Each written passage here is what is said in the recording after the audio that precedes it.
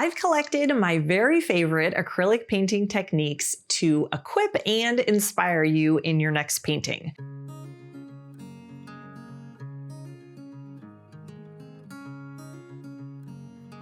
This is the first of a 3-part series, and in this video, I'm going to be covering 5 ways that I like to tackle a blank white canvas and begin a painting.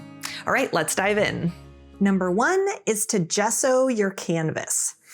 Before even putting color on my canvas, I like to add a layer of texture using kind of a rough hardware store, like painter's brush. I just sort of paint on swirls and swoops, whatever I feel like that day. It's very therapeutic. And you'll see as we progress with the other techniques that having this bottom layer of ridges and swirling brush strokes just dry underneath the painting, that really makes a big difference for these other effects and techniques, and helps just build up a richness to the surface of your painting.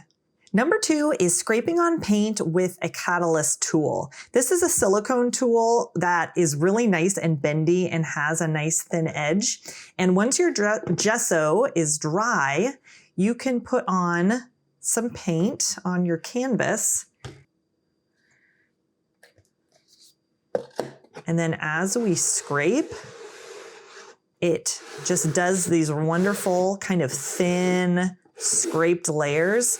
And I'm pressing pretty firmly here, and you can see the gesso swoops and swirls are showing through. And you can add in some water to kind of thin out some areas. And we can also introduce another color, like maybe a little bit of blue. And that can be fun to kind of blend the two together. And you could just sort of play around, and if it is still wet, you can scrape it off. So you can press and remove, and then you can scrape and add on some more. Number 3 is wet into wet. So I'm gonna take a brush here and just paint a thin layer of water over the surface in just like one zone of the canvas. And then I'm gonna take some paint here. I'm gonna try some purple, and we can just sort of add the purple to that wet area. And it just sort of softens and dilutes as you put it into the water, the surface of the water. And this is definitely a push and a pull. You just sort of try it and see. There we go. Look how beautifully that's spreading. We can kind of swirl, and move this around. Another technique is pours and washes. So we can make a color that is pretty watered down by just introducing a lot of water onto our palette. And I'm gonna pull in some white so we can have some nice contrast against our darker background. If you wanted to pour it, you could just get it in a cup or just give it a little push off of your palette and pour it on there. And you can also use the, a really saturated brush to just sort of do some thinner washes over your background and see what kind of effects you can get. And because we had a lot of water on there already, it's just sort of blending and moving. And you can kind of create some pretty hazy effects with this.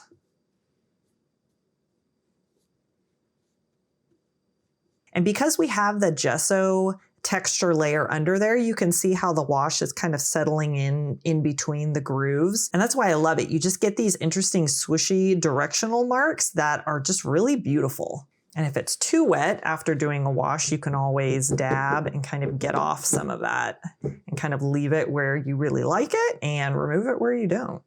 And number 5 is making a drippy sketch.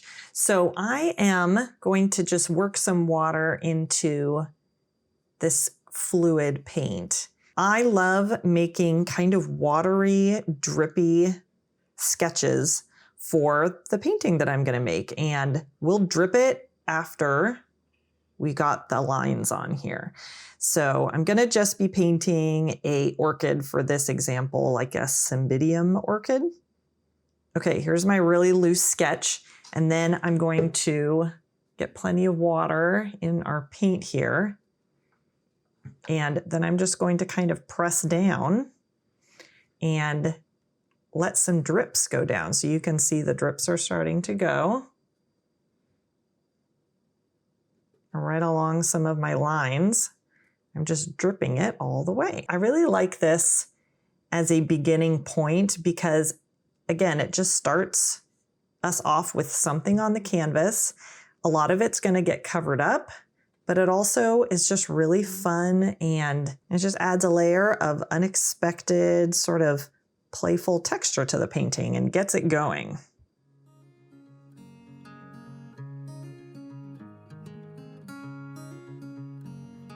I hope that some of these techniques will be helpful for you in banishing the fear of the white canvas and getting you going in your next painting. If you found this helpful, I would love if you would like the video and subscribe to my channel. And be sure to be on the lookout for the next 2 videos coming along in this acrylic technique series. All right, and until then, happy painting. Bye.